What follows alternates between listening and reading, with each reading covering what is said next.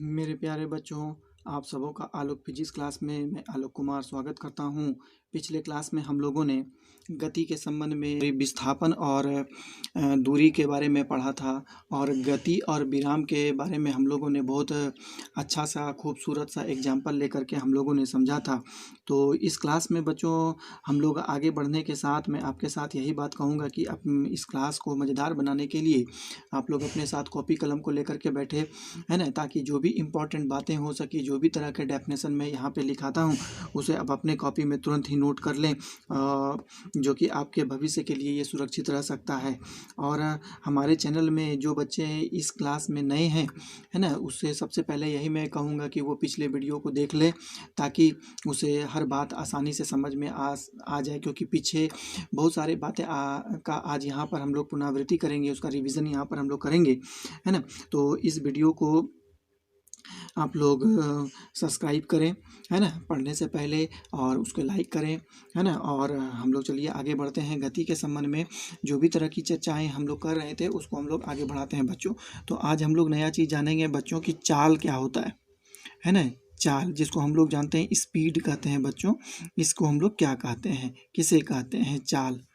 तो आप लोग इसका डेफिनेशन जो है पिछले क्लास में पढ़ चुके होंगे कि चाल हम लोग किसे कहते हैं बच्चों। तो आप लोग जानते हैं, एक सिंपल सा डेफिनेशन इसको हम लोग लिखते हैं कि दूरी में परिवर्तन की दर को हम लोग चाल कहते हैं। तो दूरी में परिवर्तन की दर को, नहीं, दूरी में परिवर्तन की दर को चाल कहते हैं।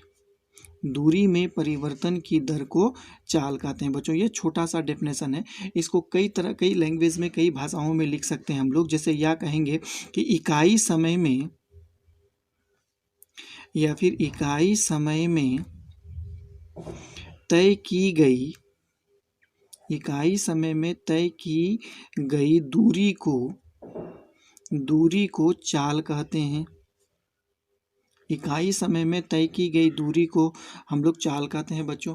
या फिर आप लोग इसको ऐसे भी डिफाइन कर सकते हैं कि किसी वस्तु या कण के द्वारा, किसी वस्तु या कण के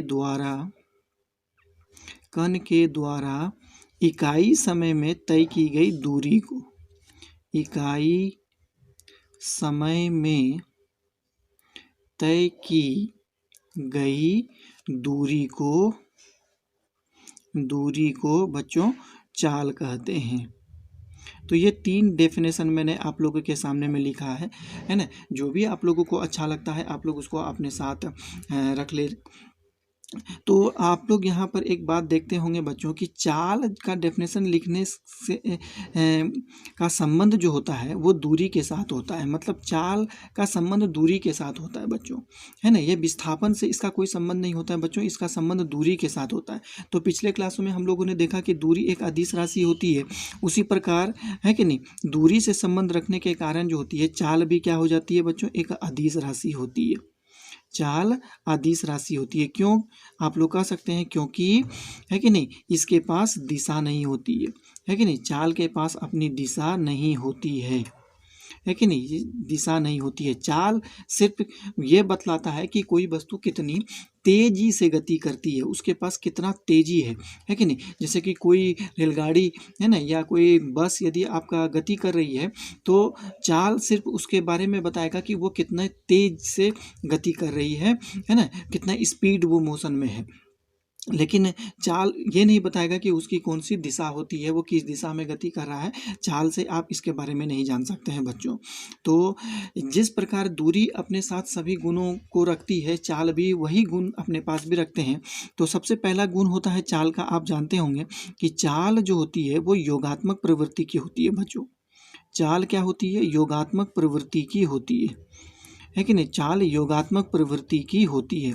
इसका मतलब होता है कि कोई भी वस्तु किसी भी दिशा में क्यों ना गति करे, है कि नहीं, उसका चाल कितना भी क्यों ना हो, वो दिशा पर निर्भर नहीं करती है। जितना भी वो, है कि नहीं, गति करे या संपूर्ण यात्रा में उसका जितना भी चाल परिवर्तित होता है, सभी चाल को आप जोड़ करके एक मूल चाल आप ज्ञात कर सकते हैं बच्चों। इसीलिए चाल जो होती है योगात्मक प्रवृत्ति की होती है। दूसरा बात होता है बच्चों कि चाल के पास दिशा नहीं होता है। चाल है कि नहीं, की दिशा नहीं होती है।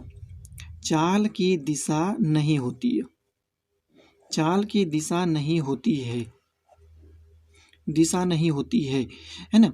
इसके पास सिर्फ परिमाण होता है, इसके पास सिर्फ परिमाण होता है बच्चों, सिर्फ मैग्नीट्यूड होता है, सिर्फ परिमाण होता है। चाल के पास सिर्फ परिमाण होता है, इसलिए यह एक है ना, क्या है, अदिश राशि है बच्चों, इसलिए यह एक अदिश राशि है, इसलिए यह एक अदिश राशि है। तो ये बात आपको समझ में आ गया होगा बच्चों। उसके बाद और भी है बच्चों यहाँ पर कि चाल जो होता है किसी वस्तु का, चाल किसी वस्तु का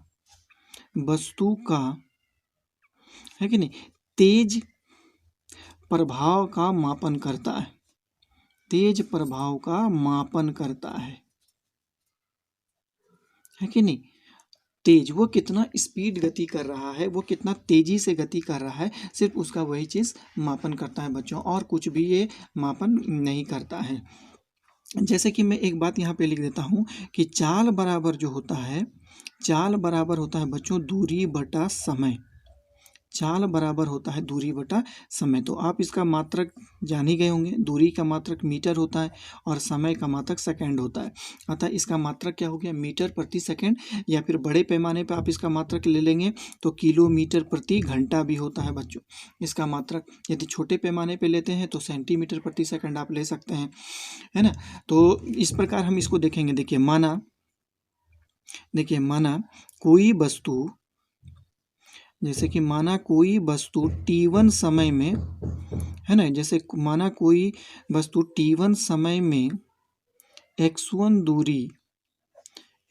दूरी तय करता है ना, तय करता है। अगले t2 समय में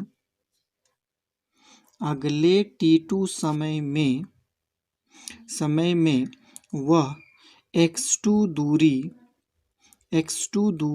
तय करता है, तो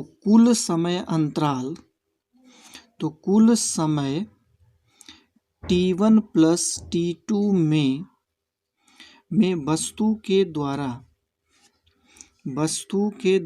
तय की गई कुल दूरी के द्वारा तय की गई, वस्तु के द्वारा तय की गई कुल दूरी कितनी होगी, कुल दूरी हो जाएगा बच्चों x1 प्लस x2 होगा। तो अब आपका पास समय है कि कुल समय t1 प्लस t2 समय में, है ना, उसने x1 प्लस x2 दूरी तय किया, तो आप कह सकते हैं कि चाल क्या हो जाएगा बच्चों, चाल हो जाएगा x1 प्लस x2 बटा t1 प्लस t2 होता है। तो ये समीकरण से आप लोग निकाल सकते हैं। तो यहाँ पर है ना, विस्थापन की तरह जो होती है x1 का बड़ा होना या x2 का छोटा होना, ऐसे कोई संबंध नहीं होता है। संपूर्ण यात्रा में उसने कुल कितनी दूरी तय की उसका आप यहाँ पर जोड़ करके संपूर्ण समय से भाग दे दें, आपको चाल ज्ञात हो जाएगी बच्चों। तो इसके समीकरण के अनुसार हम यहाँ पर बात लिख सकते हैं कि समीकरण के अनुसार चाल कभी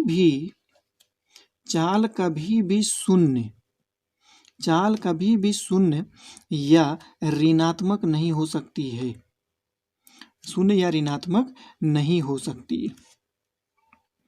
चाल कभी भी शून्य और ऋणात्मक नहीं हो सकती है, नहीं, कभी भी नहीं हो सकती है। तो जैसे कि आपको मान लेते हैं कि आपको चाल निकालना है। एक एग्जाम्पल मैं यहाँ पर देना चाहूँगा चाल के संबंध में, कि जैसे देखते हैं, माना जैसे कोई बस 5 है कि नहीं, 5 बजे है ना, 5 बजे प्रारंभिक स्थान से खुलती है, प्रारंभिक स्थान से चलती है, लिखते हैं प्रारंभिक स्थान से चलती है 10 है ना, 5:10 में वह 10 है ना मीटर की दूरी तय करती है, 10 मीटर की दूरी तय करती है, 10 मीटर की दूरी तय करती है। यदि ये कम लगता है बच्चों तो आप इसको 100 मान लीजिए, कह देते हैं 100 मीटर की दूरी तय करती है कि नहीं, 100 मीटर की दूरी तय करती है। तो बस का चाल ज्ञात करें, तो बस का चाल ज्ञात करें। तो ये बहुत छोटा सा उदाहरण मैंने आपको दिया।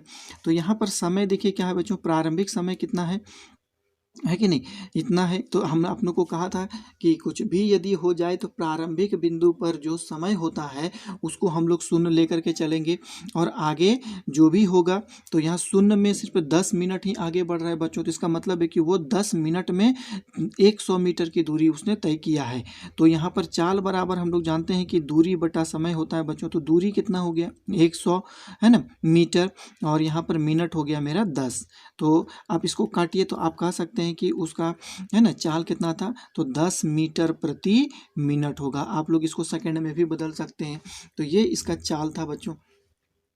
तो चाल जो होता है बच्चों वो कई प्रकार के होते हैं। तो चलिए हम लोग एक एक करके चाल जो है हम लोग उसका मापन कैसे करते हैं उसके बारे में हम लोग आज पढ़ते हैं बच्चों कि चाल जो होता है उसको हम लोग कितने तरह से मापते हैं। तो सबसे पहले देखिए चाल का है कि नहीं, चाल के प्रकार, चाल के प्रकार। तो सबसे पहला चाल के बारे में मैं जो आपको बताने जा रहा हूँ वो पहला चाल है औसत चाल, जिसको हम लोग एवरेज स्पीड भी कहते हैं। औसत चाल, इसको हम लोग क्या कहते हैं, एवरेज स्पीड, इसको हम लोग एवरेज स्पीड कहते हैं बच्चों। तो एवरेज स्पीड वही होता है बच्चों कि किसी भी है ना वस्तु या किसी भी कण के द्वारा कि संपूर्ण यात्रा में है कि नहीं, संपूर्ण यात्रा में कुल तय की गई कुल दूरी बटा लगा कुल समय के अनुपात को हम लोग औसत चाल कहते हैं।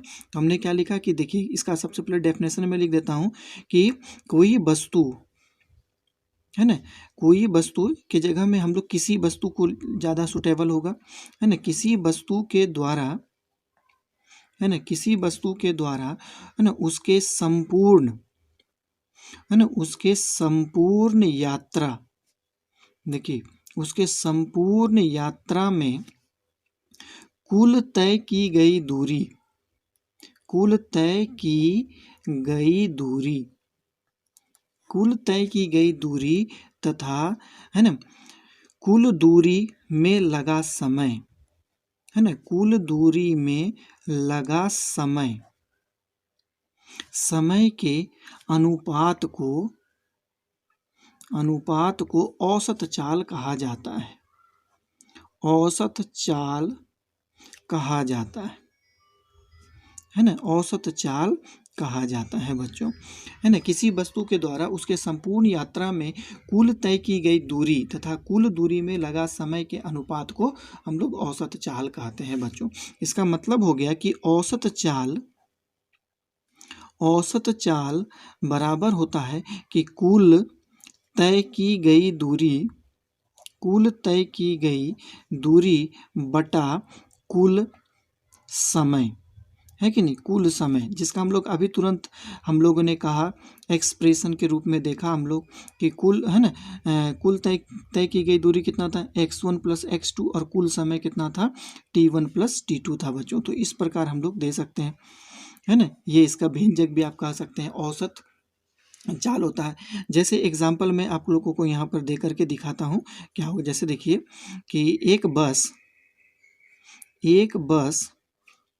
है ना, एक बस अपनी है ना एक बस अपनी संपूर्ण यात्रा में, एक बस अपनी संपूर्ण यात्रा में 10 घंटा का समय लेता है, 10 घंटा का समय लेता है जिसमें वह 5 घंटा 60 किलो है ना 5 घंटा में या लिखे जिसमें वह 5 घंटा में 60 किलोमीटर तथा अगले 5 घंटा में है कि नहीं 80 किलोमीटर की दूरी तय करता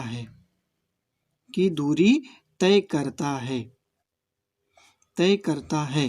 तो बस का है ना, तो बस का औसत चाल ज्ञात करें।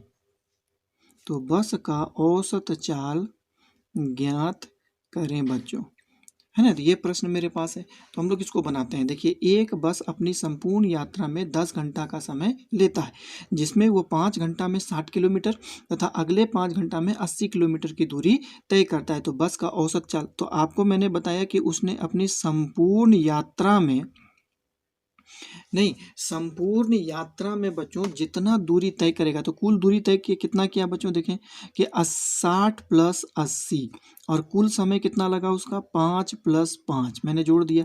तो इसको हम लोग कैसे करेंगे बच्चों, देखिए, है कि नहीं, कितना होगा, है ना, 140/10 होगा बच्चों। तो इसको हम लोग काट देंगे, तो कितना बचा मेरा, 14 किलोमीटर प्रति घंटा उसका चाल था बच्चों। 14 किलोमीटर प्रति घंटा उसने 14 किलोमीटर, है ना, के चाल से, किलोमीटर के प्रति घंटा उसने 14 किलोमीटर दूरी तय किया। आप लोग इस प्रकार कह सकते हैं, औसतन जो है वह, है ना, प्रति घंटा 14 किलोमीटर की दूरी तय कर रहा है। औसत के रूप में आप इस तरह निकाल सकते हैं बच्चों।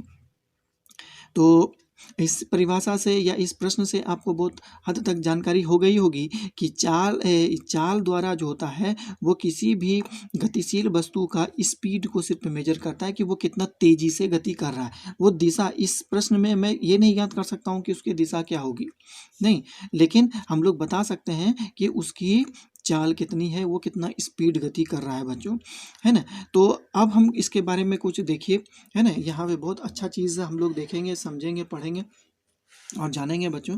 तो एक बात यहाँ पर हम लोग देखते हैं कि मान लेते हैं, जैसे देखिए कि औसत चाल निकालने का बहुत और भी तरीका है। जैसे देखिए, माना कोई कण है कि, जैसे देखिए, माना कोई कण है कि नहीं, T1 समय में, माना कोई कण T1 समय में S1 दूरी, है कि नहीं, S1 दूरी V1, है कि नहीं, S1 दूरी देखिए V1 चाल से, है कि नहीं, V1 चाल से तय करता है, V1 चाल से तय करता है, तथा अगले T2 समय में, S2 दूरी, है ना, S2 दूरी V2 चाल से, है ना, V2 चाल से तय करता है। तो हम लोग पहले, है कि नहीं, S1 दूरी तय करने में हम लोग कह सकते हैं कि लगा कितना समय होगा। तो यहाँ लिखेंगे, देखिए, S1 दूरी तय करने में कण को लगा समय कितना होगा बच्चों, S1 दूरी तय करने में कण को कितना समय लगेगा। तो आप लोग जानते ही हैं कि S1 दूरी तय करने में कण को कितना समय लगेगा। तो चाल बराबर दूरी बटा समय होता है, तो समय बराबर दूरी बटा चाल हो जाएगा। तो मतलब कितना हो जाएगा, आप देख पा रहे हैं कितना हो गया, S1/V1। इसी प्रकार S2 दूरी तय करने में कण को लगा समय कितना हो जाएगा बच्चों। तो हम लोग लिख सकते हैं S2/V2 होगा। तो औसत चाल का परिभाषा हम लोग जानते हैं, औसत चाल। तो औसत चाल कितना हो जाएगा बच्चों, तो औसत चाल बराबर हम लोग जानते हैं कि कुल दूरी तय कितना कर रहा है वो S1, और यहाँ पर S2 दूरी तय कर रहा है, और समय कितना लग रहा है उसको T1 प्लस T2 लग रहा है। तो यहाँ पे देखिए S1 प्लस S2/T1 के जगह में हम लोग ये लिख सकते हैं, है कि नहीं, ये मेरा T1 है बच्चों और ये मेरा T2 है। तो इसके जगह में हम ये बात उतार सकते हैं, कितना हो गया, S1/V1 और ये हो जाएगा S2/V2। तो इसको हम लोग यदि सॉल्व करेंगे बच्चों, है कि नहीं, तो एक समीकरण तो हमको जो ये प्राप्त हो जाता है बच्चों, है कि नहीं। आप ऐसे भी, यदि आपके पास समय नहीं दिया हुआ है, सिर्फ ये चीज़ दिया रहे कि उसने कितनी दूरी कितना चाल से किया, तो आप इस समीकरण का प्रयोग करके जो है आप व्यंजक निकाल सकते हैं बच्चों। तो इसका व्यंजक देखिए कुछ इस प्रकार हो सकता है, S1 प्लस S2 बटा, और यहाँ पर इसका एलसीएम कितना हो जाएगा, V1 इंटू V2, यहाँ पर हो जाएगा S1/V2 प्लस S2/V1 हो जाएगा। और फिर इसको हम लोग टर्म को हम लोग V1 को ऊपर ले जाएंगे, तो यहाँ पर क्या हो जाएगा, V1 into V2 S1 plus S2, और नीचे में हो जाएगा बटा, देख पा रहे हैं आप लोग, नीचे में हो जाएगा बटा S1/V2 प्लस S2/V2। तो ये औसत चाल का मेरा एक समीकरण प्राप्त हो जाता है, जिसमें बिना समय दिए, है कि नहीं। बिना समय दिए आप लोग किसी भी वस्तु का औसत चाल निर्धारित कर सकते हैं बच्चों, है कि नहीं।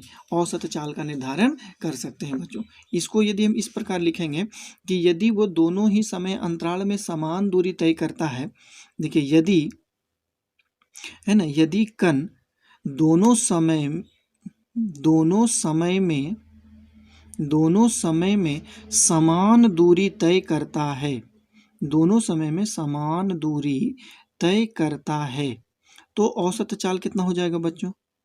तो औसत चाल बराबर हम लोग क्या लिखेंगे, है कि नहीं, तय करता है। कहने का मतलब कितना हो गया कि S1 बराबर S2, मतलब वो T1 समय में, है कि नहीं, V1 चाल से S1 दूरी तय कर रहा है और T2 समय में V2 चाल से S1 ही दूरी तय कर रहा है, मतलब दूरी वो समान होगा समान समय अंतराल में, है कि नहीं। तो चाल बराबर यहाँ पर हम क्या लिख सकते हैं, S1 बराबर S2 है बच्चों। तो यहाँ पर कितना हो जाएगा, देखिए V1 into V2 into 2S1 हम कर सकते हैं, बटा यहाँ पर भी देखिए S1 है, यहाँ पर भी S1 है, तो दोनों S1 को हम लोग क्या करेंगे बच्चों, कॉमन कर लेंगे। तो यहाँ पर कितना हो जाएगा, देखिए V1 प्लस V2 और S1 दोनों कट जाएगा, तो औसत चाल बराबर मेरा कुछ ये प्राप्त हो जाएगा, है ना। औसत चाल बराबर समीकरण जो प्राप्त हुआ, देखिए 2V1 इंटू V2 और V1 प्लस V2, तो औसत चाल का समीकरण को कुछ ये प्राप्त हो जाएगा। तो आप लोग जो है औसत चाल के बारे में काफ़ी कुछ समझ में आ गया होगा, है कि नहीं। औसत चाल हम लोग किसको कहते हैं, यदि समय नहीं दिया हुआ रहे तो औसत चाल की गणना हम लोग इस प्रकार कर सकते हैं। यदि, है ना, विभिन्न समय में यदि विभिन्न चाल द्वारा समान दूरी तय किया गया तो औसत चाल की गणना हम लोग इस प्रकार करते हैं। तो एक इसमें हम लोग एक प्रश्न को देखेंगे बच्चों की कैसे उसको बनाया जाता है ना। तो चलिए एक प्रश्न को हम लोग देखते हैं कि कैसे हम लोग इसको हम लोग बनाएंगे बच्चों। एक देखिए प्रश्न, एक एग्जाम्पल में ले लेता हूं बच्चों। इस प्रकार देखिए कि माना कोई वस्तु, है ना, माना कोई वस्तु, है ना, प्रथम 5 मीटर प्रति सेकेंड के चाल से कुछ दूरी तय करता है ना, कुछ दूरी तय करता है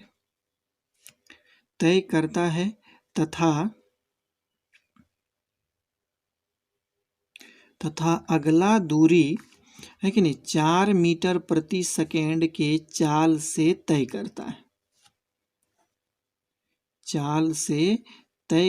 है, तो उस कण का औसत चाल क्या होगा। तो उस कण का औसत चाल क्या होगा, उस कण का औसत चाल क्या होगा, ज्ञात करना है आपको।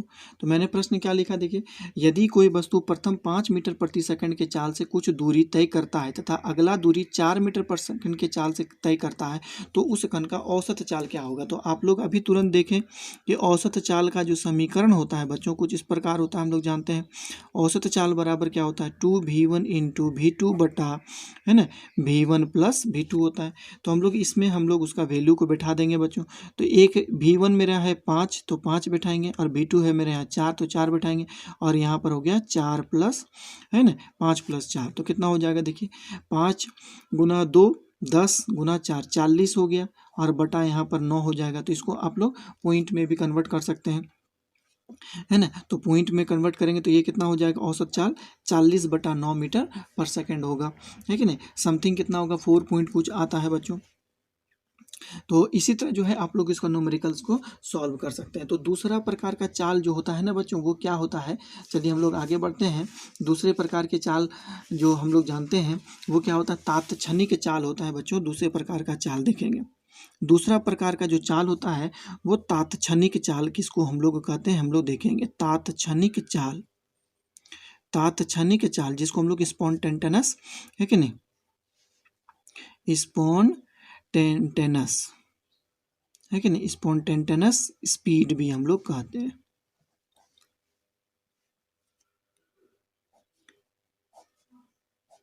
है ना, स्पॉन्टेनियस स्पीड हम लोग कहते हैं। तात्क्षणिक चाल हम लोग किसको कहते हैं बच्चों, देखिए, है कि नहीं, देखिए समय के अल्पांश अंतर पर या समय के अल्प अंतराल पर, है ना, समय के अल्प अंतराल पर है ना किसी वस्तु या कण का, है ना, किसी वस्तु या कण का है ना दूरी, है ना दूरी, क्या लिखें, समय के अल्प अंतराल पर किसी वस्तु या कण का दूरी तात्क्षणिक चाल कहलाता है। तात्क्षणिक चाल कहलाता है। तात्क्षणिक चाल कहलाता है। अब देखिए, कोई भी वस्तु जो होती है बड़ी बड़ी दूरी तय करती है कि नहीं, तो उसका हम लोग जो मापन करते हैं बच्चों कि 1 घंटा में उसका कितना चाल था, है ना, या फिर हम लोग कह सकते हैं कि आधा घंटा में उसका कितना चाल था, ये भी कह सकते हैं 1 मिनट में उसका कितना चाल था, तो हम लोग कह सकते हैं। लेकिन हम लोग यदि निकालने का प्रयास करें कि एक समय के सबसे छोटे से छोटे भाग में उसका कितना चाल था बच्चों, तो हम लोग ज्ञात नहीं कर सकते हैं बच्चों ये चीज़। तो उसी को हम लोग जानने के लिए यहाँ पर स्पॉन्टेनियस, है कि नहीं, हम लोग स्पीड का यूज़ करते हैं बच्चों, चाल का उपयोग करते हैं। जैसे कि हम लोग ज्ञात करते हैं 1 घंटा में किसी वस्तु का कितना चाल हम लोग निकाल सकते हैं, मिनट में उसका कितना चाल है निकाल सकते हैं, मिनट को भी हम लोग कई बार सेकेंड तक हम लोग निकाल सकते हैं। लेकिन एक छोटे से पॉइंट पर, समय के अल्प अंतराल पर उस वस्तु का कितना चाल हो सकता है, हम लोगों को यदि कैलकुलेट करना हो तो हम लोग जो है ना तात्क्षणिक चाल का हम लोग सहारा लेते हैं। जैसे कि मान लेते हैं कि कोई वस्तु जो होती है इस सरल रेखा पर गति कर रही है बच्चों, है ना, तो यहाँ पर ये इसका मूल बिंदु है ओ, आप जानते हैं। तो यहाँ पर मूल बिंदु पर समय कितना होता है, मैंने आपको पहले बताया है कि यहाँ पर समय 0 होता है। तो जैसे ही कण गति करना प्रारंभ करता है, मतलब 0 से थोड़ा सा यदि वो आगे बढ़ता है ना, इस बिंदु पर आता है, तो इस बिंदु पर उस कण का कितना चाल होगा, हम यदि ज्ञात करना चाहें तो हम लोगों को इंस्टेंटेनियस स्पीड का हम लोग को प्रयोग करना पड़ेगा। तो यह जो आप लोग देख रहे हैं कि ए यदि बिंदु है, तो जो कि 0 के समय जो होता है, इस ए बिंदु का जो समय है वो 0 के बहुत नज़दीक है कि नहीं। या फिर हम ऐसे भी कह सकते हैं कि ए जो बिंदु का समय है वो 0 के बहुत नज़दीक है, हम ऐसे भी कह सकते हैं। तो हम लोग यदि मान लेते हैं कि माना, है कि नहीं, माना किसी वस्तु का, है कि नहीं, माना किसी वस्तु का डेल्टा टी, तो डेल्टा मतलब क्या होता है बच्चों, डेल्टा मतलब होता है बहुत छोटा समय, बहुत ही छोटा समय होता है, उसको डेल्टा से हम लोग रिप्रेजेंट करते हैं। माना किसी वस्तु डेल्टा टी का या डेल्टा टी पर, किसी वस्तु का डेल्टा टी पर चाल या दूरी, डेल्टा टी पर दूरी, है ना, डेल्टा एक्स है ना, डेल्टा एक्स है। यदि किसी वस्तु का डेल्टा टी समय पर दूरी डेल्टा एक्स है, तो चाल कितना हो जाएगा बच्चों, उसका तात्क्षणिक चाल कितना होगा, हम लोग लिख सकते हैं डेल्टा एक्स बटा डेल्टा टी होगा। तो हमने अभी यहाँ पर जो कॉन्सेप्ट दिया कि समय के अल्प अंतराल, मतलब 0 के नज़दीक वाले समय पर किसी वस्तु का, है ना, कितना चाल होगा, तो उसके लिए हम लोगों को क्या करना पड़ेगा, डेल्टा टी को हम लोग टेंस टू 0 मान लेंगे। इसका मतलब है कि टेंस टू 0 का मतलब क्या होता है कि ये जो डेल्टा टी समय अंतराल है वो 0 के बहुत ही नज़दीक है। टेंस टू 0 मतलब 0 की ओर अग्रसरित है, हम लोग ऐसे भी कह सकते हैं कि 0 के समीप है, मतलब वो कण जो है तुरंत अभी मूल बिंदु से चलना प्रारंभ ही किया कि उस बिंदु पर हम लोग उसका चाल ज्ञात करेंगे। तो ऐसे चाल को ज्ञात करने के लिए हम लोग तात्क्षणिक चाल का प्रयोग करते हैं बच्चों। तो यदि डेल्टा टी टेंस टू 0 पर यदि हम लोग उसका चाल यदि ज्ञात करना है, तो यहाँ पर हम लोगों को एक मैथमेटिक्स कॉन्सेप्ट यूज़ करना पड़ेगा जिसको हम लोग लिमिट कहते हैं। तो यहाँ पर मेरा चाल बराबर क्या हो जाएगा बच्चों, तो हम लोग इस प्रकार कहेंगे कि चाल बराबर होता है limit delta t tends to 0 delta x बटा डेल्टा टी होता है। नहीं, तो यहाँ पे आप देख पा रहे हैं कि हम लोग कहाँ चाल ज्ञात कर रहे हैं बच्चों, समय 0 के बहुत नज़दीक, मतलब 0 के बहुत नज़दीक हम लोग, है ना, चाल ज्ञात कर रहे हैं। जैसे कि आप तुरंत घर से निकलें और निकलने के समय में आपका चाल क्या होगा, आप बता सकते हैं उस समय चाल क्या होगा आपका। तो निकलने के समय में चाल ज्ञात करने के लिए तात्क्षणिक चाल का हम लोग प्रयोग करते हैं, जिसमें हम लोगों को एक लिमिट मैथमेटिकल कॉन्सेप्ट का यूज़ करना तो इसको जो होता है हम लोग किस रूप में लिखते हैं बच्चों, dx/dt के रूप में हम लोग लिखते हैं। तो ये dx/dt जो होता है किसी भी वस्तु या कण का तात्क्षणिक चाल होता है। तो ये जो आप देख पा रहे हैं dx/dt है कि नहीं, उस वस्तु का तात्क्षणिक चाल है ना, उस वस्तु का तात्क्षणिक चाल है बच्चों, उस वस्तु का तात्क्षणिक चाल है ना, उस वस्तु का तात्क्षणिक चाल है। जैसे इसका भी हमें आप लोगों को उदाहरण दे देता हूँ, एक एग्जाम्पल मैं देता हूँ कि मान लेता हूँ कि किसी वस्तु का जो दूरी जो समय के साथ परिवर्तन होता है बच्चों, एक बात याद देखिए कि दूरी जो होता है बच्चों, यहाँ पे थोड़ा सा एक कॉन्सेप्ट को बात समझिए कि दूरी जो होता है बच्चों समय का फलन होता है, फंक्शन होता है। That means the distance is the function of time. हम लोग ये बात जानते हैं कि दूरी जो होता है वो समय का फलन होता है। ये कैसा होता है, आप कैसे जानते हैं रिलेशन, क्योंकि समय जैसे जैसे बढ़ेगा वैसे वैसे दूरी भी बढ़ता है, या आप ऐसे भी कह सकते हैं जैसे जैसे समय घटेगा तो दूरी भी घट सकता है। तो डेट मीन्स है ना, डिस्टेंस जो होता है वो टाइम का एक फंक्शन होता है बच्चों, है कि नहीं। तो इसी फंक्शन के हिसाब से एक रिलेशन मेरे पास x आया है मेरे पास, तो वो रिलेशन क्या है बच्चों, देखिए है ना, 4t है कि नहीं, 4t² प्लस 3t, ये एक रिलेशन है मेरे पास जिसके अनुसार जो होता है उसका दूरी परिवर्तित होती है। तो यहाँ पर प्रश्न दिया हुआ है कि t इज इक्वल टू, है कि नहीं, t is equal to 1 second में, 1 सेकेंड में उस वस्तु का चाल क्या होगा। t is equal to 1 second में उस वस्तु का चाल क्या होगा, उस वस्तु का चाल क्या होगा। तो चलिए इसको हम लोग कैलकुलेट करते हैं। हम लोग जानते हैं चाल क्या होगा। तो हम लोग जानते हैं कि तात्क्षणिक चाल की जो परिभाषा होती है, स्पॉन्टेनस स्पीड का जो है ना परिभाषा होता है या इसका एक्सप्रेशन होता है, हम लोग जानते हैं dx/dt होता है। तो हम लोग यहाँ x का वैल्यू रख देंगे बच्चों। तो यहाँ पर कितना हो गया d/dt, और x का वैल्यू जो टाइम के साथ जो मेरा चेंज हो रहा है वो कुछ इस प्रकार होता है। यहाँ पर हो गया 3t। तो यहाँ पर हमको डिफ्रेंसिएशन करना होगा बच्चों। तो डिफ्रेंसिएशन जो होता है आप लोगों के लिए काफ़ी नया चीज़ आ जाता है, क्योंकि 10th क्लास पास करने के बाद जब बच्चे 11th में जाते हैं तो उसके लिए कैलकुलस जो होता है वो काफ़ी एक है ना एक डिफ़िकल्ट सब्जेक्ट के रूप में आता है सामने। तो आप लोग चिंता ना करें, बहुत जल्द जो है मैं एक डिफ्रेंसिएशन और इंटीग्रेशन का आप लोगों का क्लास बना करके मैं यूट्यूब में अपलोड करूँगा, जिसके वजह से आप लोगों को काफ़ी जानकारी होगी। तो फिलहाल जो होता है बच्चों, हम लोग यहाँ पर एक फॉर्मूला में यहाँ पे लिख देता हूँ।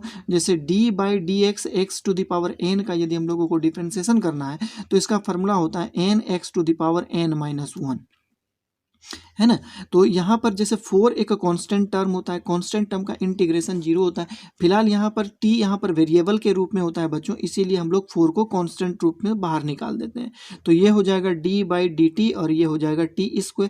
यहाँ पर भी t कांस्टेंट होगा बच्चों, बाहर निकलेगा तो यहाँ पर होगा d/dt और यहाँ पर हो गया t, है ना। तो चलिए हम लोग इसको सॉल्व करते हैं। जैसे यहाँ टी एन के रूप में आप देख पा रहे हैं तो क्या हो जाएगा, n(n-1) हो जाएगा। तो यहाँ पर 4 हो गया, यहाँ पर लिखेंगे 2 और t 2 पे पावर 1 माइनस हो जाएगा, 2 - 1 होगा। इसी तरह t इसके पावर 1 होगा तो 1 हो जाएगा, 1 - 1 इज इक्वल टू 0 होता है तो t खत्म हो जाएगा बच्चों।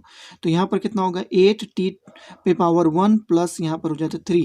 तो यहाँ पर t का कितना वैल्यू दिया हुआ है, हमको किस पे हमको निकालना है चाल इसका, हमको स्पीड किस पे निकालना है, t is equal to 1 second पर दिया हुआ है, t is equal to 1 second पर। इसमें तो t का वैल्यू आप 1 रख देंगे तो कितना हो जाएगा देख पा रहे हैं।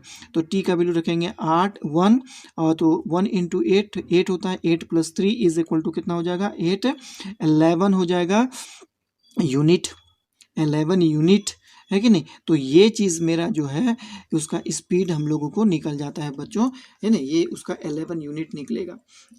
तो ये चीज़ आप देख पा रहे हैं कि उसका इंस्टेंटेनस जो होता है हम लोग स्पीड ऐसे ही हम लोग कैलकुलेट करते हैं बच्चों। तो आगे बहुत सारा न्यूमेरिकल्स हम लोग लास्ट क्लास में देखेंगे बच्चों। तो चलिए हम लोग आगे बढ़ते हैं और जानने का हम लोग प्रयास करते हैं कि यूनिफॉर्म स्पीड हम लोग किसको, एक समान चाल,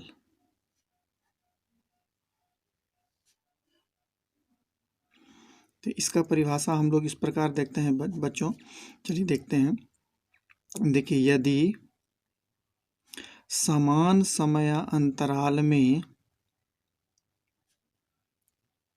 यदि समान समयांतराल में किसी वस्तु का दूरी परिवर्तन किसी वस्तु का दूरी परिवर्तन समान हो तो उसे एक समान चाल कहा जाता है। उसे एक समान चाल कहा जाता है। चाहे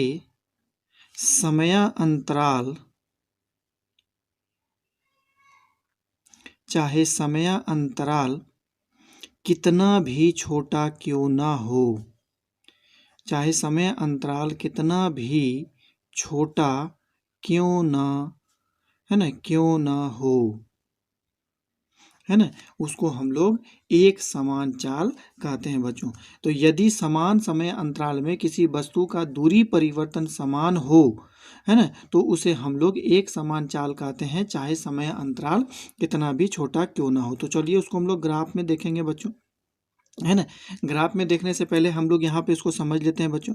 मान लेते हैं कि पहला घंटा में यदि किसी वस्तु का दूरी, है ना, यदि मान लेते हैं कि 5 मीटर है, वो दूसरे घंटा में वो 10 मीटर की दूरी तय करता है, तीसरे घंटा में वो 15 मीटर की दूरी तय करता है और अगले चौथा घंटा में वो 20 मीटर की दूरी तय करता है बच्चों। तो आप देख पा रहे हैं कि पहला समय अंतराल 1 घंटा का है, जिसमें वह जो है 5 मीटर की दूरी तय किया है। फिर दूसरा समय अंतराल 3 में से 2 घटेगा तो 1 घंटा का होगा बच्चों। तो दूसरे अंतराल में उसने 5 मीटर की दूरी तय की है। इसी प्रकार, है कि नहीं, तीसरा समय अंतराल 1 घंटा का है बच्चों, जिसमें उसने 5 मीटर की दूरी तय किया गया। तो प्रत्येक समय अंतराल में आप देख पा रहे हैं कि उसने 5 मीटर की दूरी तय की गई है। तो प्रत्येक समय अंतराल में 5, इसका मतलब है कि उसमें दूरी जो होता है वो समान रूप से परिवर्तित हो रही है बच्चों। तो वस्तु का चाल एक समान होगा। तो उसको हम लोग अभी ग्राफ से देखेंगे बच्चों। ये एक्स एक्सिस हो गया, ये वाई एक्सिस हो गया, ये जीरो हो गया, है ना। ये समय अक्ष है जिसमें हम लोग समय को घंटा में लेंगे, और यहाँ पर जो दूरी है उसको हम लोग मीटर में लेंगे बच्चों। तो आप देख पा रहे हैं कि जीरो से वो पहला घंटा में दूसरा घंटा, तीसरा घंटा और चौथा घंटा है। इसमें दूरी है 10, सॉरी पहला है 5 बच्चों, है ना, उसके बाद है 10, तीसरा है 15, उसके बाद है 20। तो पहला घंटा में 5 मीटर की दूरी, दूसरा घंटा में 10 मीटर की दूरी, तीसरा घंटा में 15 मीटर की दूरी, चौथा घंटा में 20 मीटर की दूरी। तो सभी बिंदुओं को यदि हम लोग मिला देते हैं बच्चों तो ग्राफ हम लोगों को सरल रेखा मिलता है। इसका मतलब हो गया कि एक समान, है ना, एक समान चाल का, है ना, एक समान चाल का ग्राफ हमें जो सरल रेखा प्राप्त होता है ना, सरल रेखा प्राप्त होता है। एक समान चाल का ग्राफ सरल रेखा प्राप्त होता है बच्चों।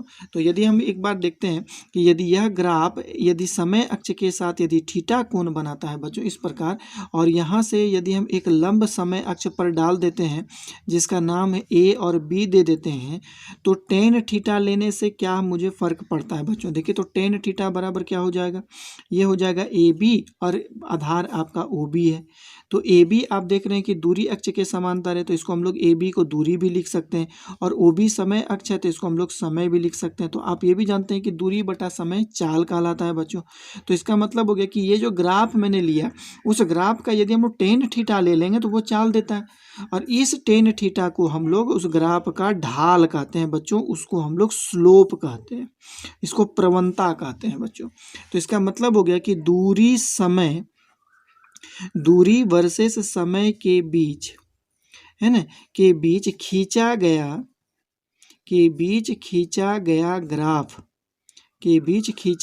ग्राफ का ढाल, नहीं, खींचा गया ग्राफ का ढाल, है ना, चाल का मान देता है। इसका मतलब हो गया कि दूरी और समय के बीच जो होगा खींचा गया ग्राफ का ढाल चाल का मान देता है बच्चों। तो इसको हम लोग इस प्रकार एक एग्जांपल से समझ सकते हैं कि मान लेते हैं कि ये समय है और ये दूरी है बच्चों, और यहाँ पर मैंने दो वस्तु के गति के लिए जो है मैंने ग्राफ खींचा है, जो कि एक 30 डिग्री के कोण पर है बच्चों और एक 60 डिग्री के कोण पर है। ये ए है और ये बी है। आप बता सकते हैं कि किस वस्तु का चाल ज़्यादा होगा। तो सबसे पहले हम लोग यहाँ पे टेन थीटा का मान निकालेंगे। तो एक के लिए टेन थीटा 30 डिग्री है, एक के लिए चाल 60 डिग्री है। तो 30 डिग्री का मान 1/√3 होता है और 60 डिग्री का मान √3 होता है बच्चों। तो इसका मतलब हो गया कि 30 डिग्री का मान ज़्यादा होता है बच्चों। सॉरी 30 डिग्री का मान 1/√3 होता है, 60 डिग्री का मान √3 होता है बच्चों। तो √3 जो होता है 1/√3 से बड़ा होता है। इसका मतलब हो गया कि 60 डिग्री का वैल्यू बड़ा होगा 30 डिग्री के वैल्यू से। तो आप जान सकते हैं कि इसका मतलब हो गया कि speed of B is greater than speed of A होगा। तो मतलब बी का चाल ए से ज़्यादा होता है बच्चों। हम लोग ये बात देखें तो आप लोग इस प्रकार भी है ना, इसको एग्जाम परिभाषा दे सकते हैं बच्चों। मान लेते हैं कि ये समय अक्ष है और यहाँ पर उस वस्तु का चाल ले लेते हैं बच्चों। तो यदि चाल परिवर्तन हो ही नहीं, इस प्रकार मान लीजिए पहला घंटा में उस वस्तु का चाल यदि मान लिया जाए कि 25 मीटर पर सेकेंड है, तो दूसरा घंटा में भी चाल उसका 25 मीटर पर सेकेंड होगा, तीसरा घंटा में भी चाल उसका कितना होगा 25 मीटर पर सेकेंड होगा। तो आप देख पा रहे हैं कि उसका दो क्रमागत समय अंतरालों के बीच में उसका चाल परिवर्तन शून्य हो रहा है। तो क्या हो जाएगा, जैसे कि यहाँ पर ग्राफ हम खींचते हैं कि यहाँ पर हो गया टाइम और यहाँ पर हो गया चाल के बीच में यदि हम लोग ग्राफ खींचते हैं बच्चों, तो ये 0 हो गया, ये पहला घंटा हो गया, ये दूसरा घंटा और ये तीसरा घंटा, और यहाँ पर ये 25 को दर्शा रहा है कि नहीं, 25 मीटर पर सेकंड है। चाल को मैंने लिया है मीटर पर सेकंड में और समय को लिया है मैंने घंटा में। तो पहला घंटा में भी उसका चाल देखते हैं, है ना, 25 है मीटर पर सेकंड। दूसरे घंटा में भी चाल उसका है ना 25 मीटर पर सेकंड है। तीसरे घंटा में भी चाल उसका 25 मीटर। तो तीन सभी बिंदुओं को मिला देंगे तो ये भी एक सरल रेखा प्राप्त हो रहा है बच्चों। तो इसका मतलब हो गया कि एक समान चाल की परिभाषा आप इस प्रकार भी देख सकते हैं कि यदि वस्तु का, है कि नहीं, यदि वस्तु का चाल परिवर्तन, यदि वस्तु का चाल परिवर्तन शून्य हो, यदि वस्तु का चाल परिवर्तन शून्य हो तो, है ना, वस्तु का चाल एक समान कहलाता है। तो वस्तु का चाल एक समान कहलाता है ना, वस्तु का चाल एक समान कहलाता है, वस्तु का चाल एक समान कहलाता है। इसका मतलब है कि चाल में परिवर्तन नहीं हो रहा है तो भी हम लोग, तो इसका मतलब हो गया कि हम लोग एक समान चाल के लिए दो परिभाषा हम लोग दे सकते हैं बच्चों। एक के लिए हम लोग जो दूरी और समय के बीच हम लोग ग्राफ खींचेंगे बच्चों, जिसका एक सरल रेखा होता है, और एक के लिए ग्राफ हम लोग खींचेंगे बच्चों समय और चाल के बीच में ग्राफ खींचते हैं, तो दोनों ही हम मुझे सरल रेखा प्राप्त होता है बच्चों। आप लोग इस प्रकार देख पा रहे हैं कि दूरी और समय के बीच में खींचे हैं तो सरल रेखा प्राप्त हुआ है, और चाल समय के बीच में खींचे हैं तो सरल रेखा प्राप्त हो रहा है। तो ये बात आप लोगों को अच्छी तरह से समझ में आ गया होगा। चलिए हम लोग आगे बढ़ते हैं बच्चों, को हम लोग कहते हैं। और वेग काफ़ी इंटरेस्टिंग लेसन होगा, है कि नहीं। गति लेसन अपने आप में बहुत ही विशाल लेसन है बच्चों, और बहुत ही इंटरेस्टिंग लेसन भी है बच्चों। तो हम लोग आज, है ना, वेग के बारे में हम लोग पढ़ने के लिए जा रहे हैं, है ना। वेग किसको कहते हैं, वेग, वेग देखिए, वेग जिसको हम लोग वेलोसिटी कहते हैं, जिसको हम लोग क्या कहते हैं बच्चों, वेलोसिटी या वेलोसिटी कहते हैं, है ना। तो चलिए वेग किसको कहते हैं, देखिए वेग कहते हैं विस्थापन में परिवर्तन की दर को, नहीं, विस्थापन में परिवर्तन की, विस्थापन में परिवर्तन की दर को वेग कहते हैं, विस्थापन में परिवर्तन की दर को वेग कहते हैं, नहीं। या फिर आप ऐसे भी कह सकते हैं कि इकाई समय में किसी कण द्वारा उत्पन्न विस्थापन को, या फिर आप ऐसे भी कह सकते हैं कि इकाई समय में, है ना, इकाई समय में, लेकिन इकाई समय में किसी कण के द्वारा, किसी कण या वस्तु के द्वारा, किसी कण या वस्तु के द्वारा उत्पन्न, है कि नहीं, उत्पन्न विस्थापन को, उत्पन्न विस्थापन को वेग कहते हैं, उत्पन्न विस्थापन को वेग कहते हैं बच्चों। तो ये बात आप लोगों को समझ में आ गया होगा, है कि नहीं, कि हम लोग वेग किसको कहते हैं। तो विस्थापन में परिवर्तन की दर को हम लोग वेग कहते हैं, या इकाई समय में किसी कण या वस्तु के द्वारा उत्पन्न विस्थापन को भी वेग कहते हैं। तो वेग के संबंध में जो बातें होती है, दो चार बातें हम लोग लिख देते हैं सबसे पहले, कि देखिए वेग जो होता है वो विस्थापन पर निर्भर करता है। वेग विस्थापन पर निर्भर करता है बच्चों, है ना, वेग विस्थापन पर निर्भर करता है। और विस्थापन की आप जानते हैं कि दिशा निश्चित होती है, तो वेग की भी दिशा निश्चित होगी। तो वेग की दिशा निश्चित होती है कि नहीं, वेग की दिशा निश्चित होती है, वेग की दिशा निश्चित होती है। दिशा निश्चित होने के वजह से यह क्या हो जाएगा, एक सदिश राशि है, इसलिए वेग एक सदिश राशि होता है, इसलिए वेग एक सदिश राशि है, इसलिए वेग एक क्या है, सदिश राशि है, वेग एक सदिश राशि होता है बच्चों। इसका मतलब क्या हो गया कि वेग के साथ साथ, है कि नहीं, वेग में है ना परिमाण के साथ साथ उसका दिशा भी ज्ञात किया जा सकता है कि नहीं। वेग में क्या क्या हो सकता है, वेग में चाल है कि नहीं, और दिशा है कि नहीं। वेग द्वारा आप उस किसी वस्तु का चाल भी ज्ञात कर सकते हैं और साथ में दिशा भी ज्ञात कर सकते हैं। तो आप वेग को ऐसे भी कह सकते हैं कि चाल और दिशा वेग में दोनों होता है, वेग में चाल भी होता है और किसी वस्तु की दिशा भी होती है। तो हम लोग यहाँ पर मानते हैं, चलिए माना, जैसे देखिए माना कोई वस्तु है ना, माना कोई वस्तु t1 समय में x1 दूरी तथा अगले t2 समय में, है ना, अगले t2 समय में x2 दूरी तय करता है, x2 दूरी तय करता है ना। इसी प्रकार मूल बिंदु यहाँ पर है, वो ए बिंदु यहाँ पर है और बी बिंदु यहाँ पर है।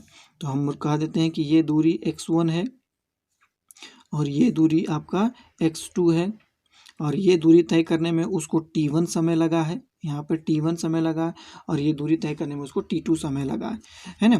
तो कण या वस्तु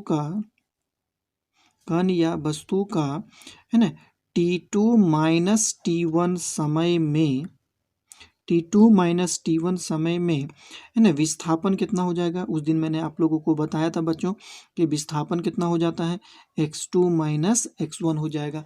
तो कण का वेग कितना हो जाएगा, तो वस्तु का वेग कितना होगा बच्चों, तो वस्तु का वेग v इज इक्वल टू हो जाएगा x2 माइनस x1 बटा t2 माइनस t1 होगा। तो ये वेग का जो होता है आप लोग समीकरण देखते होंगे, ये वेग का समीकरण होता है, इसकी दिशा निश्चित होती है बच्चों।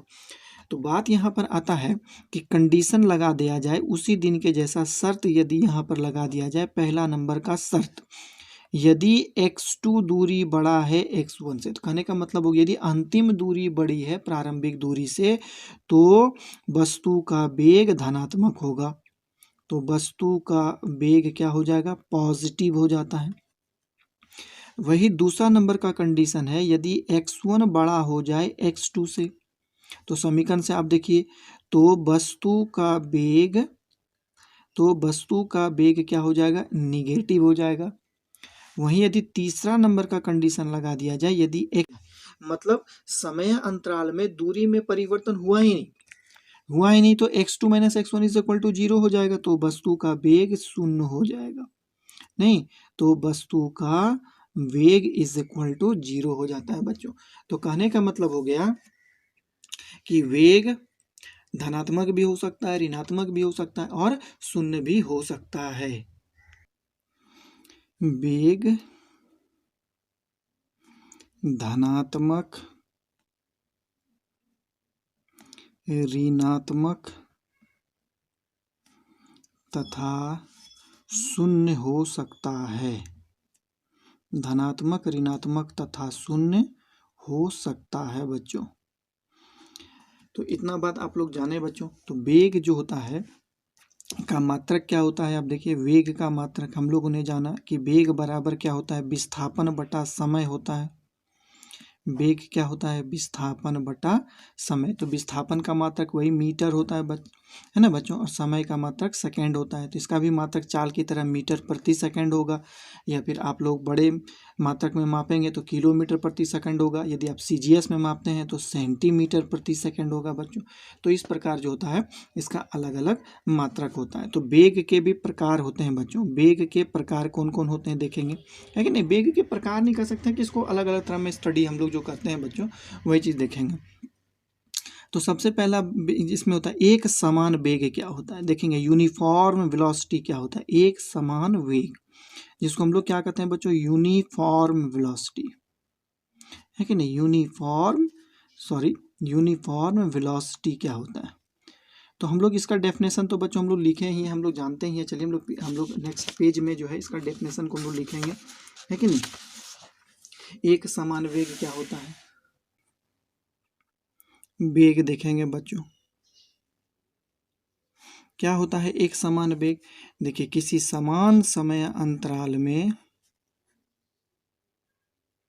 किसी समान है ना समय अंतराल में, है ना, किसी समान समय अंतराल में यदि वस्तु का, है ना, वस्तु के द्वारा उत्पन्न विस्थापन, है ना, वस्तु के द्वारा उत्पन्न विस्थापन में अंतर समान हो, है ना, विस्थापन का अंतर, वस्तु के द्वारा उत्पन्न विस्थापन का अंतर समान हो,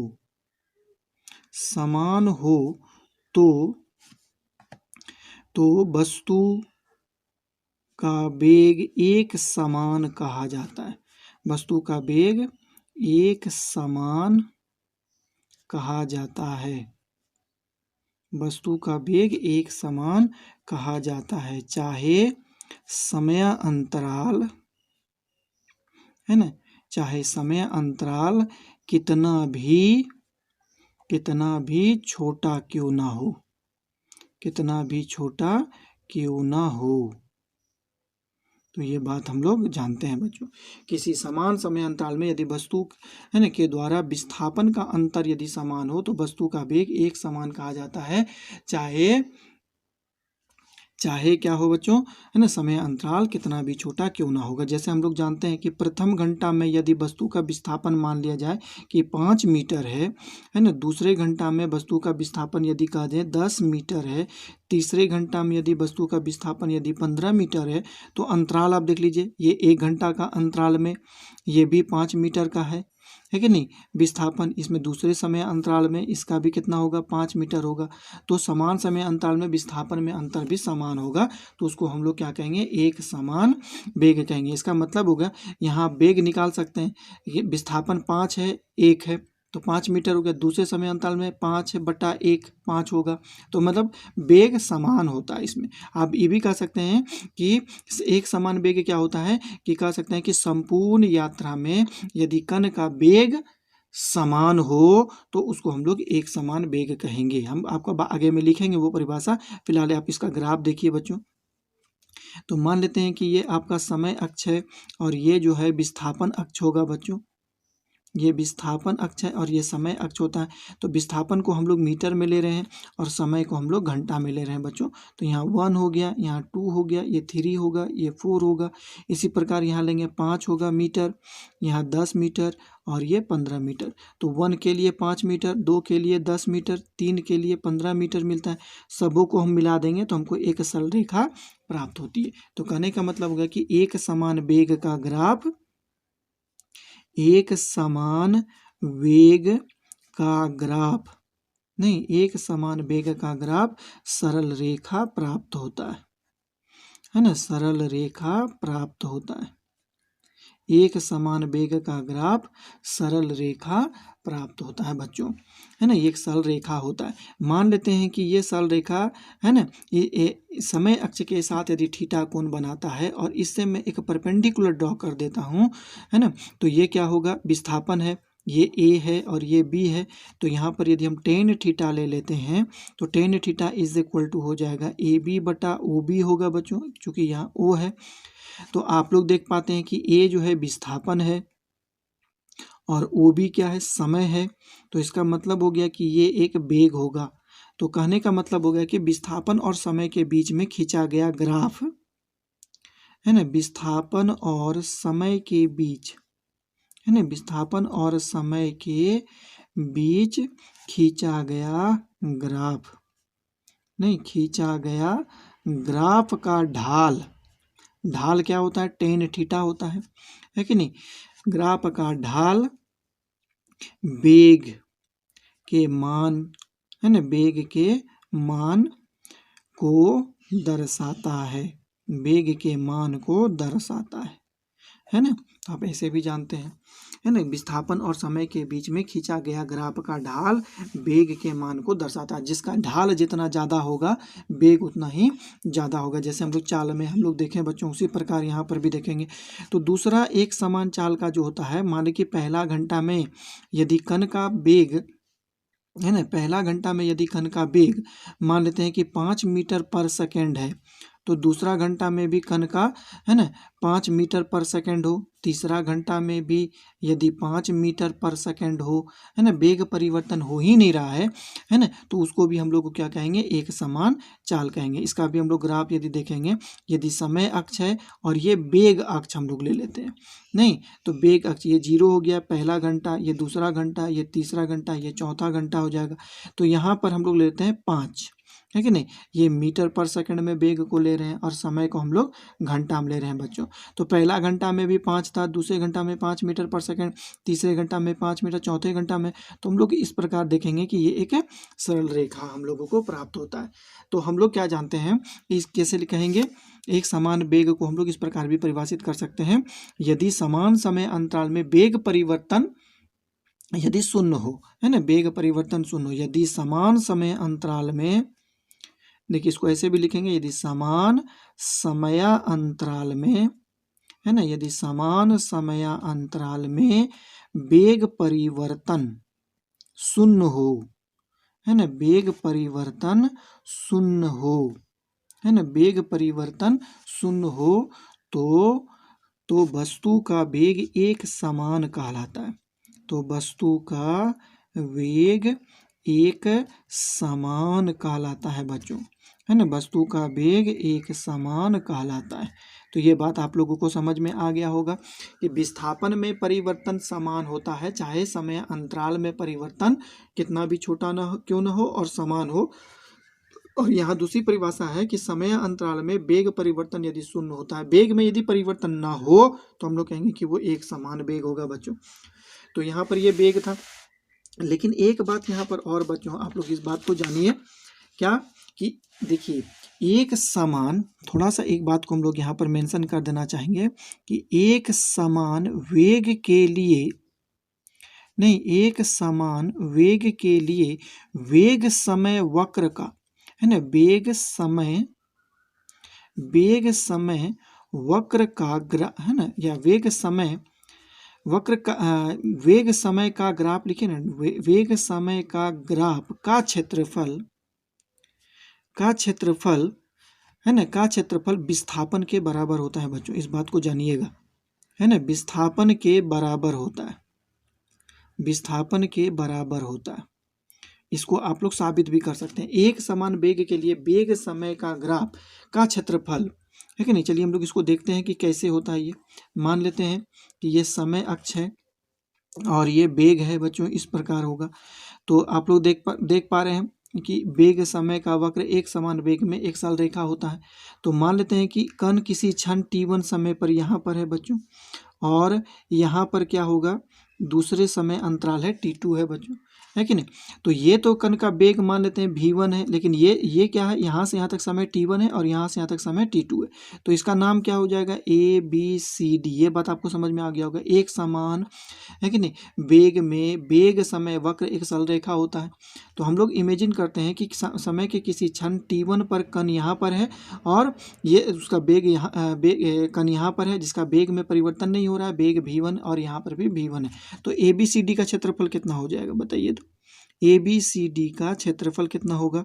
ए बी सी डी का क्षेत्रफल होगा लंबाई गुना चौड़ाई। तो लंबाई कितना हो गया बच्चों, आप देख पा रहे हैं, है कि नहीं? लंबाई इसका है ना, जो भी है आप ए बी कहिए और चौड़ाई इसका ए डी कह दीजिए, है ना। तो ए बी जो होगा वो T2 माइनस T1 होगा, क्योंकि यहाँ से यहाँ तक T2 है और यहाँ से यहाँ तक T1 है, तो T2 माइनस T1 हो जाएगा। तो ये क्या हो जाएगा? T2 माइनस T1 और ए डी आप देखते हैं V1 है बच्चों। तो ये बात आप जानते हैं। तो वेग की परिभाषा भी आप जानते होंगे कि वेग का परिभाषा क्या होता है। लिखेंगे वेग, है ना, के परिभाषा से, है ना, वेग के परिभाषा से। तो वेग का परिभाषा v1 बराबर क्या हो जाएगा? x2 माइनस x1 बटा ये हो जाता है T2 माइनस T1। तो v1 के जगह में रख देंगे, तो लिखेंगे ए बी, है कि नहीं। तो यहाँ पर वैल्यू को रखेंगे, तो ए बी सी डी का क्षेत्रफल, तो ए बी सी डी का क्षेत्रफल कितना हो जाएगा? ये देखिए T2 माइनस T1 और वेग के जगह में रख देंगे x2 माइनस x1 बटा और यहाँ पर भी हो गया T2 माइनस T1। तो T2 माइनस T1 कैंसिल हो गया, तो ये कितना बचा? x1 minus x1। तो आप लोग ये बात जानते हैं कि एक समान वेग के लिए वेग समय ग्राफ का क्षेत्रफल जो होता है वो विस्थापन के बराबर होता है, और x2 माइनस x1 क्या है बच्चों? विस्थापन होता है। तो ये प्रश्न जो है कभी कभी ऑब्जेक्टिव में पूछा जा सकता है कि एक समान वेग के लिए वेग समय वक्र का क्षेत्रफल किसके बराबर होगा? तो आप लोग जानते हैं वो विस्थापन के बराबर होता है बच्चों। तो इसी प्रकार जो होता है अपरिवर्तित वेग भी होता है। अपरिवर्ती वेग किसको कहते हैं? अपरिवर्ती वेग किसको कहते हैं हम लोग, है कि नहीं? मतलब यदि समान, इसका परिभाषा कैसे लिखेंगे? समान समय अंतराल में, है कि नहीं, समान समय अंतराल में, है ना, वेग परिवर्तन असमान हो, है ना, वेग परिवर्तन असमान हो, वेग परिवर्तन असमान हो, है ना, तो उसे अपरिवर्ती वेग कहते हैं। तो उसे हम लोग कौन सा वेग कहेंगे? अपरिवर्ती वेग कहते हैं। यदि समान समय अंतराल में वेग परिवर्तन असमान हो तो उसे हम लोग अपरिवर्ती वेग कहते हैं। इसका मतलब है कि इसका ग्राफ सरल रेखा नहीं होगा, है ना। अपरिवर्ती वेग का ग्राफ सरल रेखा नहीं होता है ना। अपरिवर्ती वेग का ग्राफ सरल रेखा नहीं होगा, सरल रेखा नहीं होता है ना। इसका ग्राफ सरल रेखा नहीं होता है बच्चों। तो ये बात जानिए, है कि नहीं। तो जैसे कि इसका उदाहरण क्या होगा बच्चों, आप लोग जानिएगा इसका उदाहरण क्या होगा। जैसे कि इधर, है कि नहीं, जैसे कि मान लेते हैं कि उबड़ खाबड़ रास्तों में किसी वस्तु का यदि गति हो रहा है या वेग मोशन में है, तो उसका वेग यदि हम लोग निर्धारित करेंगे तो वो अपरिवर्ती वेग होगा। दूसरा होता है किसी वक्रीय या वृत्तीय पथ पर यदि कोई वस्तु गति करता है, वृत्तीय पथ पर, है कि नहीं, तो वृत्तीय पथ पर भी जो वस्तु गति करता है तो उसका वेग क्या होता है? अपरिवर्ती होता है बच्चों, है कि नहीं। उसका वेग भी समान नहीं होता है, हमेशा परिवर्तित होता रहता है ना। हम लोग जानते हैं वृत्तीय गति जब पढ़ेंगे तो इसके विषय में हम लोग पढ़ेंगे कि वृत्तीय गति में वेग का परिवर्तन जो होता है वो हमेशा होता रहता है ना। अब देखेंगे हम लोग किस प्रकार अपरिवर्तन होता है, क्योंकि जानते हैं कि वृत्तीय गति करते पर वस्तु का वेग का दिशा जो होता है वो वृत्त पर खींचे गए स्पर्श रेखा की दिशा पे होता है। तो दिशा परिवर्तन होने के कारण जो होता है उसका वेग परिवर्तित होते रहता है, लेकिन चाल का परिवर्तन नहीं होता है बच्चों। और भी होता है इसमें, तात्क्षणिक भी होता है, तात्क्षणिक वेग भी होते हैं इसमें, है ना। और तात्क्षणिक वेग किसको कहते हैं? तात्क्षणिक वेग वही होता है कि समय के अल्प क्षण पर, है कि नहीं, अल्प क्षण पर कण का वेग, है ना, अल्प क्षण पर कण का वेग तात्क्षणिक वेग होता है। तात्क्षणिक वेग होता है बच्चों, तात्क्षणिक वेग कहलाता है। अल्प क्षण पर कण का वेग तात्क्षणिक वेग कहलाता है बच्चों, है कि नहीं। चाल जैसा हम लोग पढ़े उस वैसा इसमें भी पढ़ना पड़ेगा। मतलब जीरो के आसपास के रीजन पर उस कण का वेग कितना होता है। तो यदि हम कह लेते हैं कि डेल्टा टी समय में कण का, है कि नहीं, कण का विस्थापन, डेल्टा टी समय में कण का विस्थापन कितना हो जाएगा, डेल्टा टी समय में कण का विस्थापन डेल्टा एक्स है, तो वेग तात्क्षणिक वेग भी इज इक्वल टू कितना होगा, डेल्टा एक्स बटा डेल्टा टी होगा, है ना। तो तात्क्षणिक वेग लेने के लिए हम लोग को क्या क्या करना पड़ेगा, delta t tends to zero, मतलब जीरो के आसपास जो होगा उसका वेग कितना होगा, मतलब delta t tends to zero, है कि नहीं। मान लेते हैं कि मूल बिंदु यहाँ पर है और कण यहाँ पर है, जीरो के आसपास मूल बिंदु पर कण का वेग समय जीरो होता है, तो जीरो के जैसे पास उसका कण का वेग कितना होगा, तो वही हम लोग निर्धारित किए कि delta t tends to zero पर, मतलब जीरो के बहुत नज़दीक पर उसका वेग कितना होगा, तो इसके लिए हम लोग लिमिट का प्रयोग करते हैं। तो लिमिट क्या हो जाएगा, delta t tends to zero होता है बच्चों, तो यहाँ पे लिखेंगे delta x by delta t होगा, इसको हम लोग क्या लिखते हैं, d x by d t. तो ये तात्क्षणिक वेग जो होता है ये बतलाता है हमको। D x by d T जो होता है, हम लोग कुछ समय बाद जो है इस समीकरण का प्रयोग करेंगे कि विस्थापन में परिवर्तन डी में है ना, परिवर्तन की दर को वेग कहते हैं, मतलब v is equal to d x by d t होता है बच्चों। ये बहुत ही इंपॉर्टेंट रिलेशन है कि नहीं, जिसका हम लोग मैथमेटिकल टर्म में हमेशा यही चीज़ लिखेंगे, D x by d T हम लोगों का वेग होता है। तो आज इतना ही हम लोग रखेंगे बच्चों क्लास को, आगे हम लोग जानेंगे, है ना, कि और सब क्या चीज़ होता है। नेक्स्ट क्लास में हम लोग बहुत कुछ देखेंगे, है ना, जैसे कि हम लोग गति का समीकरण को हम लोग निर्धारित नहीं कर पाए थे बच्चों, तो हम लोग गति का समीकरण को भी हम लोग देखेंगे, है ना। गति का समीकरण हम लोग दो रूपों में हम लोग प्राप्त करेंगे बच्चों। एक हम लोग जनरल जो गणित होता है, साधारण गणित में हम लोग प्राप्त करेंगे गति का समीकरण, और एक है ना कैलकुलस मेथड जो होता है, उससे हम लोग गति का समीकरण हम लोग प्राप्त करेंगे बच्चों। और तीसरा मेथड जो होता है वो ग्राफिकल मेथड होता है। लेकिन एक टॉपिक्स मेरे यहाँ पर और छूटा है बच्चों, जिसको हम लोग नेक्स्ट वीडियो में हम लोग देखेंगे, जो कि एक्सेलरेशन है हमारा, त्वरण होता है। त्वरण भी अपने आप में बहुत ही इंटरेस्टिंग चीज़ है बच्चों। तो बच्चों आज हमारा क्लास यहीं तक रहेगा, आगे का क्लास नेक्स्ट वीडियो में आप देखेंगे। बच्चों आप सब अच्छी तरह से, है ना, क्लास को एंजॉय करिए, है कि नहीं। ये बहुत इंटरेस्टिंग क्लास होता है बच्चों, इसमें सीखने और समझने के लिए बहुत कुछ आप लोगों को मिलेगा, है ना। और साथ ही आप लोग इस क्लास में एक ब्यूटीफुल नोट्स भी बना सकते हैं बच्चों। साथ में आप लोग यदि कॉपी कलम रखेंगे तो एक बहुत अच्छा नोट्स आप लोगों का बन सकता है। ये नोट्स आप लोगों के एग्जाम के साथ साथ आप लोगों का फ्यूचर में एडवांटेज आप लोग को देगा।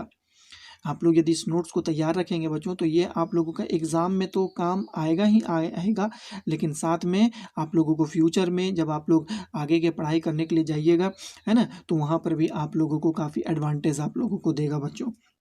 क्योंकि ये क्लास कम्प्लीटली थ्योरेटिकली, है कि नहीं, क्या बोलते हैं, आस्पेक्ट पर बेस्ड है बच्चों, है कि नहीं। इसमें कोई दो मत नहीं है कि यहाँ पे थ्योरी का कंप्लीट कॉन्सेप्ट आप लोगों को मिलने जा रहा है। दूसरा यूट्यूब में बहुत सारे वीडियो हैं जो कि, है कि नहीं, थ्योरी एक्सप्लेन नहीं करते हैं उतना, लेकिन मैं यहाँ पर आप लोगों का कम्प्लीटली ना थ्योरी को एक्सप्लेन कर रहा हूँ। भले मेरे पास यहाँ पर अभी सुविधा ज़्यादा मौजूद नहीं है कि मैं बोर्ड आप लोगों को, है ना, प्रोवाइड नहीं करा सक रहा हूँ, लेकिन कुछ ही समय में बोर्ड भी हमारे पास हो जाएगा, है कि नहीं। आप लोगों के सामने मैं फेस टू फेस जो है आप लोगों को मैं बताऊंगा। लेकिन फ़िलहाल अभी जितना दिन भी आप लोगों को मैं पेड में पढ़ा रहा हूँ, इसका आप लोग फ़ायदा उठाइए, है ना। तो इस सबसे पहले बात है बच्चों की, इस वीडियो जो आप लोग देख पा रहे हैं, सबसे पहले इसको लाइक करिए, इसको सब्सक्राइब करिए, अपने फ्रेंड के साथ शेयर करिए। थैंक यू बच्चों, आपका दिन शुभ हो, आप हंसते मुस्कुराते रहें। वीडियो को देखने के लिए आपका बहुत बहुत धन्यवाद बच्चों, है ना। लॉट्स ऑफ थैंक्स बच्चों, खुश रहिए।